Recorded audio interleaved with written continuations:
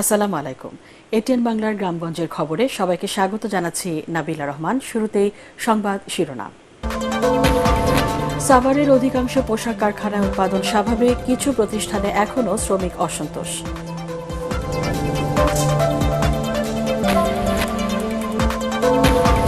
৭২ ঘণ্টায় সড়ক অবরোধ শেষে স্বস্তি ফিরেছে পাহাড়ে।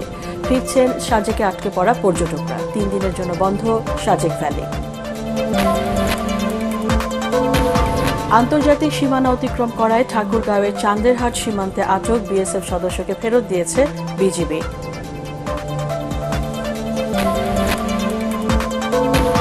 এবং হাসপাতালের আয়া থেকে কোটিপতি ঠাকুরগাঁওয়ের মুক্তা রানী নিয়োগ, বাণিজ্য আর টেন্ডারবাজি করে গড়ে তুলেছেন কোটি টাকার সম্পদ।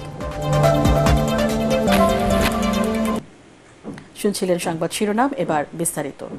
সাভারের অধিকাংশ পোশাক কারখানায় স্বাভাবিকভাবে উৎপাদন কার্যক্রম চললেও বেশ কিছু প্রতিষ্ঠানে কোনোভাবেই ঠেকানো যাচ্ছে না শ্রমিক অসন্তোষ।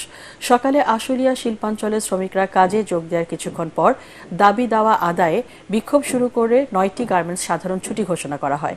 এদিকে অনির্দিষ্টকালের জন্য বন্ধ রয়েছে আশুলিয়ায় ৪৬টি তৈরি পোশাক কারখানা। কারখানাগুলোর সামনে টহল দিচ্ছে সেনাবাহিনী, র্যাব ও পুলিশ। টানা কয়েক সপ্তাহ ধরে চলা শ্রমিক অসন্তোষের কারণে উৎপাদনে ভাটা পড়েছে। নির্দিষ্ট সময়ের মধ্যে পোশাক রপ্তানিতে দেখা দিয়েছে অনিশ্চয়তা।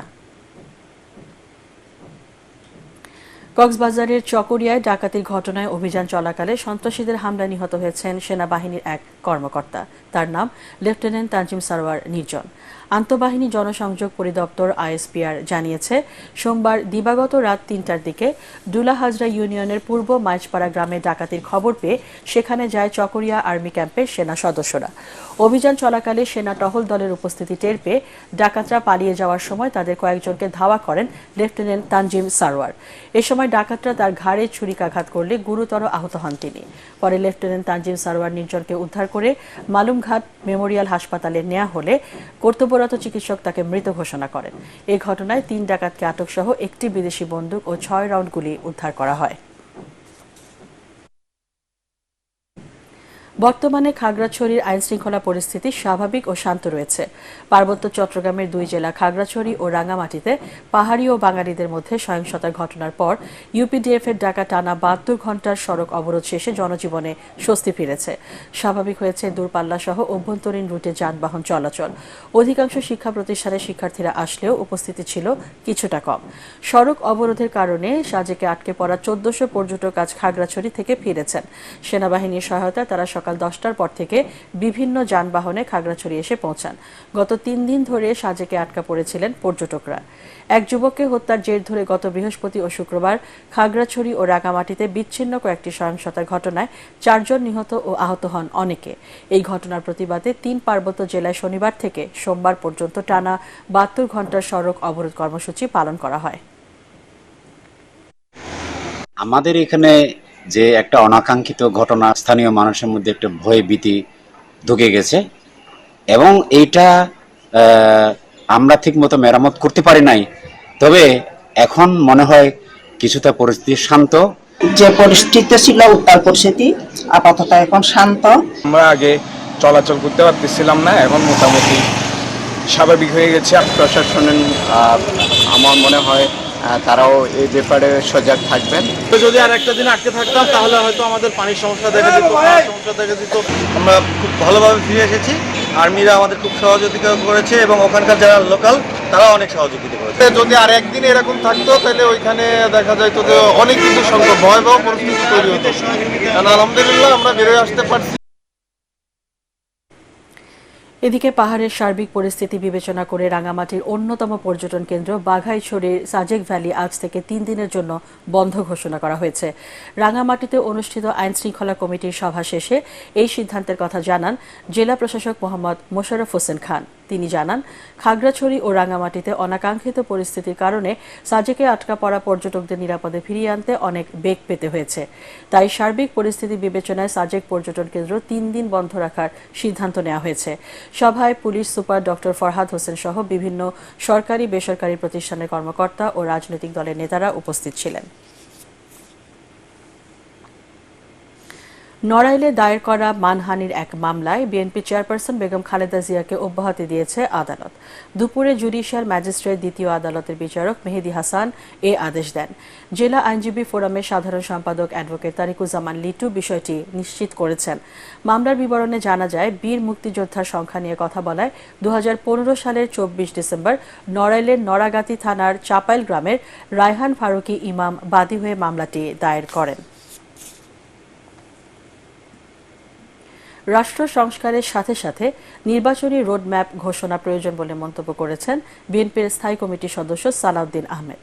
দুপুরে পুড়িয়ে দেয়া কক্সবাজার বিএনপি কার্যালয় পরিদর্শন শেষে গণমাধ্যমকে এ মন্তব্য করেন তিনি। সালাউদ্দিন আহমেদ বলেন, ছাত্র জনতার নজিরবিহীন বিজয়কে অর্থবহ করতে হবে। তাহলেই দেশের মানুষ বুঝতে পারবে চলমান সংস্কার কার্যক্রম একটি গণতান্ত্রিক পন্থায় যাচ্ছে। এ সময় উপস্থিত ছিলেন তার স্ত্রী হাসিনা আহমেদ, বিএনপির কেন্দ্রীয় মৎস্যজীবী সম্পাদক লুৎফর রহমান কাজল, জেলা বিএনপির সভাপতি শাহজাহান চৌধুরী ও সাধারণ সম্পাদক শামীমারা স্বপ্না। প্রকৃত গণতান্ত্রিক রাষ্ট্র বিনির্মাণের জন্য আমরা অঙ্গীকারাবদ্ধ এবং সারা জাতির বিপ্লবোত্তর যে আকাঙ্ক্ষা, যে আশা, যে অভিপ্রায় সৃষ্টি হয়েছে সেটা পরিপূরণের দায়িত্ব বাংলাদেশের সকল গণতন্ত্রকামী মানুষের। ঠাকুরগাঁওয়ের পীরগঞ্জের চাঁদেরহাট সীমান্তে আটক বিএসএফ সদস্য উৎপল কুমার দাসকে ফেরত দিয়েছে বিজিবি। সে 61 বিএসএফ ব্যাটালিয়নের চকশিবানন্দ ক্যাম্পের সদস্য। বিকেলে দুই দেশের সীমান্তরক্ষী বাহিনীর অধিনায়ক পর্যায়ে পতাকা বৈঠকের পর তাকে ভারতের কাছে হস্তান্তর করা হয়। দিনাজপুর 42 বিজিবির অধিনায়ক লেফটেন্যান্ট কর্নেল আহসানুল ইসলাম জানান, সকালে চাঁদেরহাট সীমান্তের 6 নম্বর পিলার এলাকা থেকে তাকে আটক করা হয়।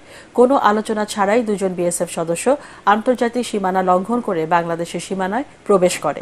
এ সময় স্থানীয়রা দুই বিএসএফ এর একজনকে আটক করে বিজিবির কাছে হস্তান্তর করে, অপরজন পালিয়ে যায়।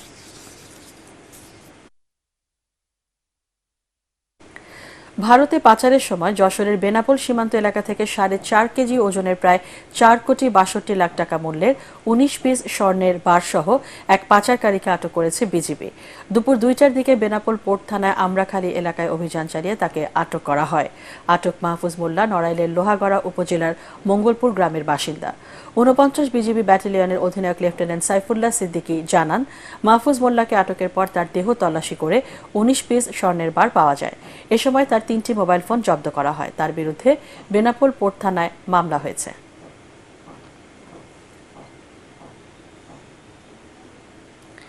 শিক্ষার আতুরঘর হিসেবে পরিচিত পাড়া কেন্দ্রগুলো বন্ধ থাকায় পার্বত্য চট্টগ্রামে চরমভাবে ব্যাহত হচ্ছে প্রাক প্রাথমিক শিক্ষা। বরাদ্দের অভাবে কেন্দ্রগুলো বন্ধ হওয়ায় হুমকির মুখে শিক্ষা, উন্নয়ন, স্বাস্থ্য, পুষ্টি পরিষেবা, পানি ও পয় ব্যবস্থা।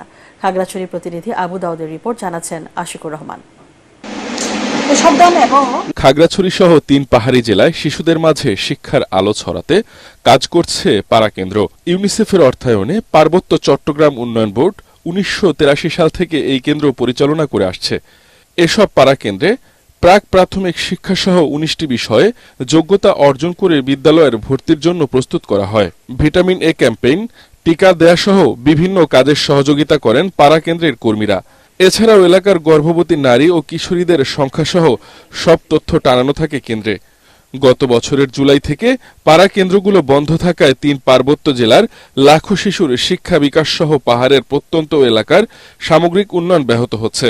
বিদ্যালয়গুলোর অবস্থান একটু দূরে হওয়াতে পাড়া কেন্দ্রগুলোতে সহজেই ছোট ছোট শিশুরা পাড়া কেন্দ্রগুলোতে যায়। আমি জনপ্রতিনিধি হিসেবে বলতে চাই, এই প্রকল্পে খুবই চালু করা দরকার। অন্যদিকে প্রকল্প বন্ধ থাকায় ক্ষতিগ্রস্ত হচ্ছে পাড়া কেন্দ্রের অবকাঠামো।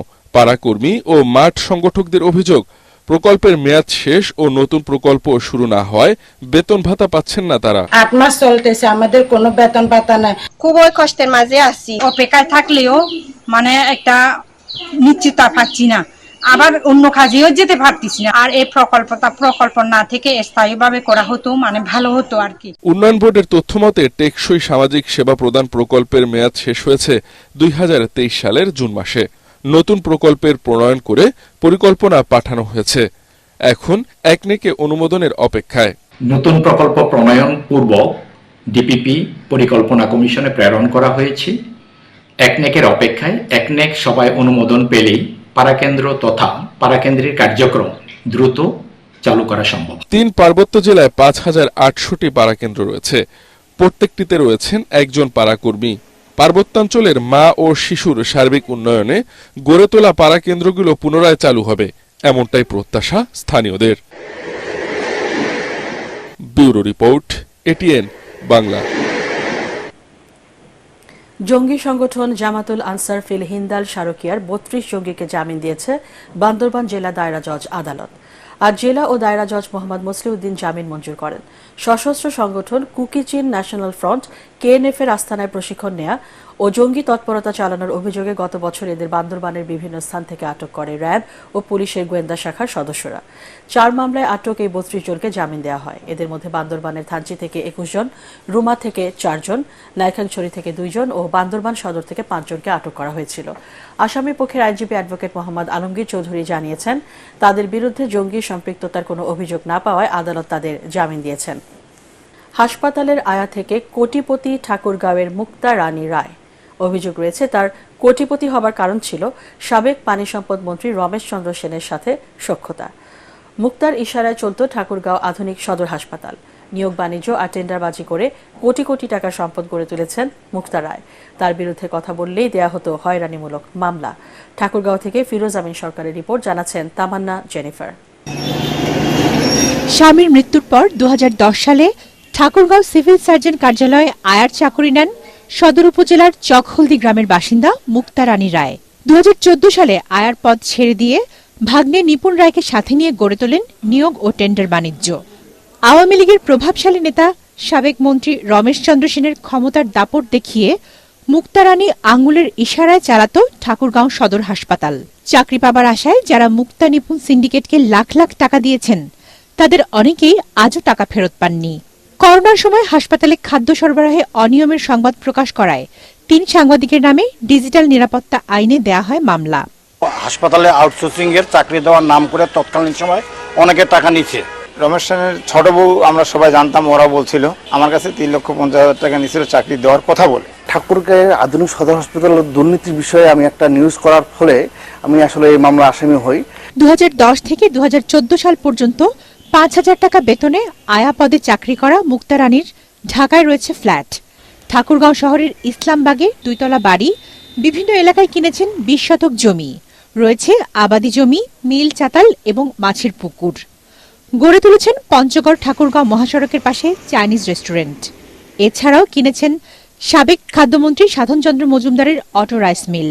গত 5 অগস্ট শেখ হাসিনা সরকারের পতনের পর রমেশ চন্দ্র সেন গ্রেপ্তার হওয়ায় গা ঢাকা দিয়েছেন মুক্তা রানী ও তার সিন্ডিকেটের সদস্যরা। মুক্তা রানী আয়া পদে কাজ করে এবং সেই পদে কাজ করার সময় তিনি ছিল এবং তিনি 14 সালে যেহেতু প্রজেক্টটি শেষ হয়ে যায় মেয়াদ, তখন তার চাকরিও এখানে শেষ হয়ে যায়। শুধু নিজেই নয়, রাজনীতিতে স্বজনের নাম লিখিয়ে দিয়েছেন সরকারি চাকরি ও ঠিকাদারি ব্যবসা। ক্ষমতার দাপটে আয় বহির্ভূত বিশাল সম্পদের মালিক হওয়ায় মুক্তা রানী রায়ের বিচার দাবি করেছেন স্থানীয় বাসিন্দা ও ভুক্তভোগীরা।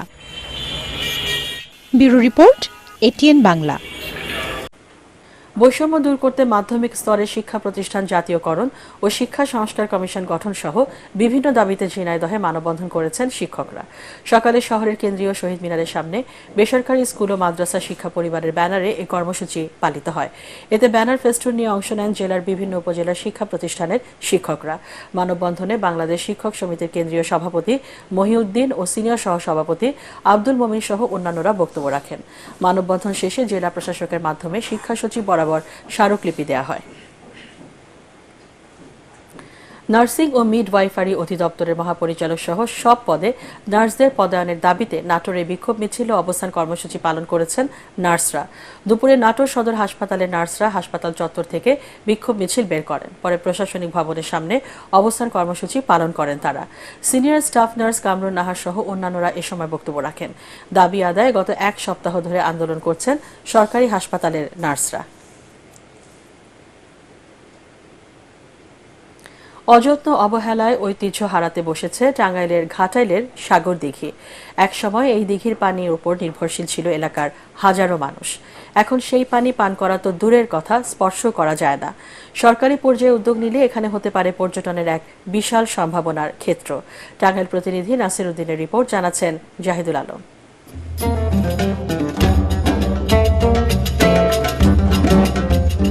অষ্টম শতাব্দীতে রাজা মহিপালের শাসন আমলে এই দিঘিটি নির্মাণ করেন সাগর রাজা।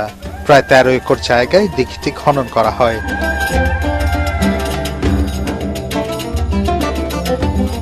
এই দিঘিকে কেন্দ্র করে এলাকার নামকরণ করা হয় সাগর দিঘি। ঘাটাইল থেকে ৩০ কিলোমিটার পূর্বে সাগর দিঘির অবস্থান। এই দিঘিতে স্নান করলে পাপমোচন হয় এমন বিশ্বাস রয়েছে সনাতন ধর্মাবলম্বীদের। তাই প্রতি বছর এখানে মেলার আয়োজন করা হয়। তবে যুগের পরিবর্তন হলেও উন্নয়নের ছোঁয়া লাগেনি সাগর দিঘিতে। বর্তমানের পানি দূষিত হয়ে সবুজ রং ধারণ করেছে। আমরা নিজস্বরাই পানি খেতাম, থেকে নিয়ে নিয়ে পানি খেতাম। মেলা জমতো, মেলা থেকেও পানি ব্যবহার করতো, খাইতো, জিলাপি বাঁচতো, সবাই খাওয়া দাওয়া করতাম পানি। আমাদের এই এলাকার মানুষ লিসে এনে মাছ চাষ করে, পোলট্রি লিয়ার পানি দূষিত করে এই পুকুরের পানি এখন আমাদের কোনো কাজে লাগে না। স্থানীয় জনপ্রতিনিধি বলছেন, পুকুরের চারপাশে রাস্তা নির্মাণ সহ ফুলের বাগান করা হলে এটিও হতে পারে পর্যটনের এক বিশাল সম্ভাবনার ক্ষেত্র।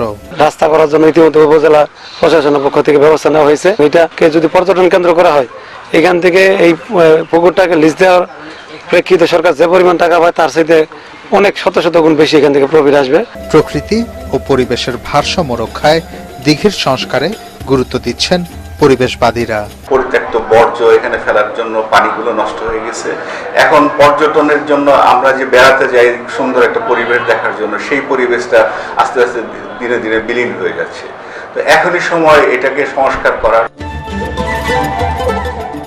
সাগর দিঘির সেই স্বচ্ছ জলরাশি ফিরিয়ে আনার পাশাপাশি শান বাঁধানো ঘাটগুলো সংস্কার করা হলে একটু বিনোদনের জন্য দূর দূরান্ত থেকে মানুষ আসবে, এমনটাই প্রত্যাশা এলাকাবাসীর।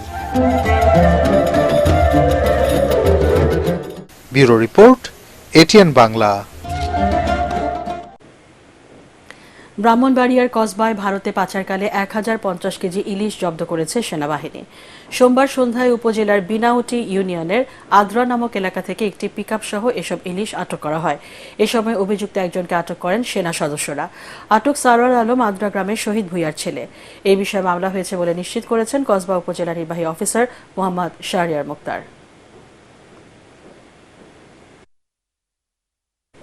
সিরাজগঞ্জ জেলা ট্রাক ট্যাঙ্ক লরি মালিক গ্রুপের কার্যনির্বাহী পরিষদের কমিটি গঠন করা হয়েছে। গতকাল সিরাজগঞ্জ পৌর কনভেনশন হলে এক অনুষ্ঠানের মাধ্যমে জাহিদ আলম মুন্সিকে সভাপতি ও হাসিনুর রহমান হাসিকে সাধারণ সম্পাদক করে 18 সদস্যের দ্বিবার্ষিক কমিটি ঘোষণা করা হয়। সিরাজগঞ্জ জেলা বিএনপির সহ সভাপতি নাজমুল হাসান তালুকদার রানা ও সাধারণ সম্পাদক সাইদুর রহমান বাচ্চু সহ অন্যান্য নেতারা এতে বক্তব্য রাখেন। অনুষ্ঠানে জেলা ট্রাক ও ট্যাঙ্ক লরির প্রায় 700 মালিক ও শ্রমিক নেতা উপস্থিত ছিলেন।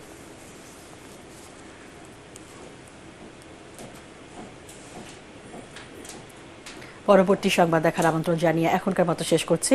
এটিএন বাংলা সংবাদ ইউটিউবে দেখতে ব্রাউজ করুন, youtube/ATN Bangla News।